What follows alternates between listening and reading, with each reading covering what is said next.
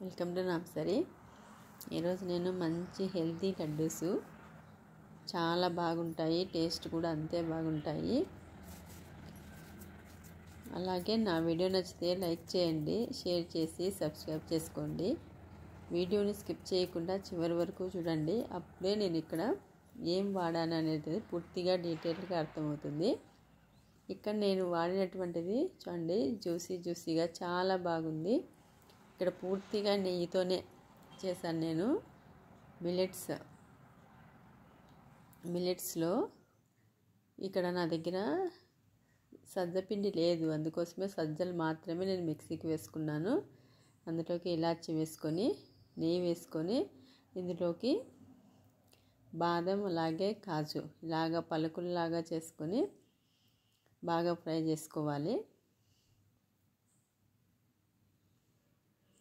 చూడండి, ఇలాగా మంచి కలర్ వచ్చిన తర్వాత వీటిని మనం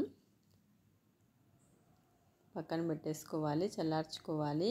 ఇప్పుడు అదే కడాయిలోకి ఇంకొక స్పూను నెయ్యి వేసుకున్న, 1 కప్పు జొన్నపిండి, 1 కప్పు రాగిపిండి, 1 కప్పు సద్దపిండి, ఇందాకనే ఆడించుకున్నటువంటి సద్దపిండి, కొద్దిగా గోధుమ పిండి వేసుకుంటాను.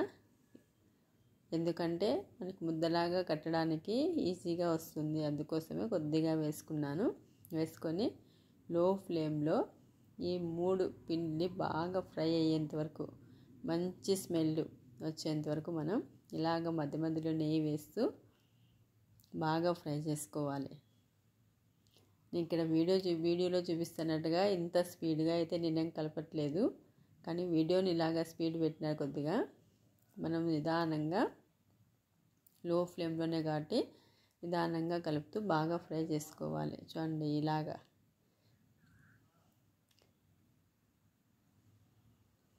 మధ్య మధ్యలో నెయ్యి వేస్తా అన్నాను ఇంకా, ఎందుకంటే నెయ్యి అయితే బాగా పడుతుంది. ఇక్కడ దాదాపుగా నాకు 1.5 కప్పు వరకు నెయ్యి పట్టింది.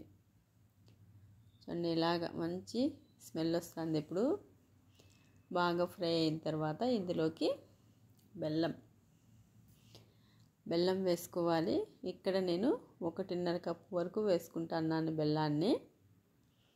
మనకి స్వీట్ ఎక్కువగా కావాలనుకుంటే ఇంకా కొద్దిగా ఎక్కువగా అయినా వేసుకోవచ్చు. చాలా మంచి కలర్ వచ్చింది పొడి. కానీ 1 కప్పు వేసాను, అలాగే ఇంకొక 1/2 కప్పు వేసుకుంటాను. వేసుకొని ఇక్కడ లో ఫ్లేమ్లోనే ఒక్క 2 నిమిషాలు మాత్రమే బెల్లం వేసిన తర్వాత ఇలాగంతా కలిపేసుకొని, మధ్యలో ఎక్కడైనా చిన్న చిన్న ఉండలు ఉన్నా కూడా బెల్లము ఈ వేడికే కరిగిపోతుంది అంతా. ఇలాగ కలిపేసుకొని ఇప్పుడు పూర్తిగా స్టవ్ ఆపేసుకొని మరొక 5 నిమిషాలు ఇలాగే కంటిన్యూగా కలుపుకోవాలి. వేడిగా ఉంటుంది కదా పిండి, చాలా వేడిగా ఉంటుంది. ఆ వేడితోనే మనం బెల్లం అంతా కరిగేలాగా ఒక 5 నిమిషాలు బాగా కలుపుకోవాలి. ఈ లడ్డూని మనము 15-20 రోజుల వరకు కూడా నిల్వ ఉంచుకోవచ్చు. చాలా బాగుంటుంది, టేస్ట్ కూడా అంతే బాగుంటుంది, ఆరోగ్యానికి కూడా చాలా మంచిది.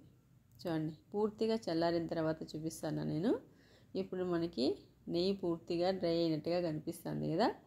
ఇప్పుడు చూడండి, ఉండలు కట్టడానికి రావట్లేదు లడ్డూ చేయడానికి.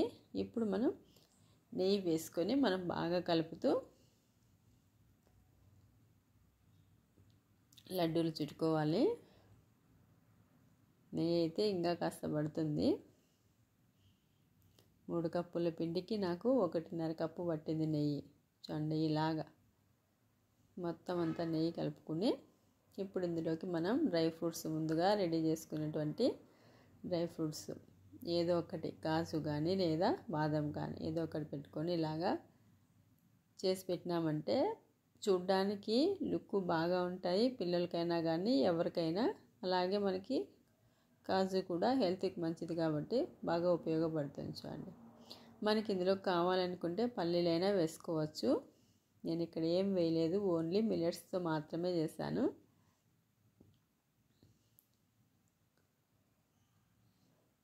అన్నీ ఇలాగ లడ్డూలు చుట్టుకోవడమే. నెయ్యి ఎంత ఎక్కువగా వేస్తే మనకి అంత బాగా ఉంటుంది లడ్డు కానీ. చూడండి అన్నీ రెడీ అయిపోయినాయి.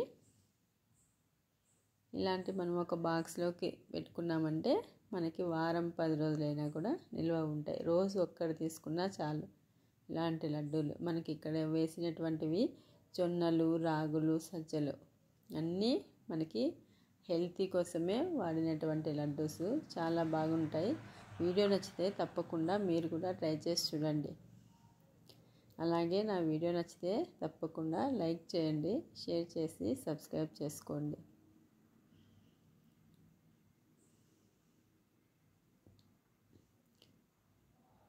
ఎంత మెత్తగా మనకి నోట్లో వేసుకుంటే కరిగిపోయేలాగా ఉంటాయి. చాలా బాగుంటాయి.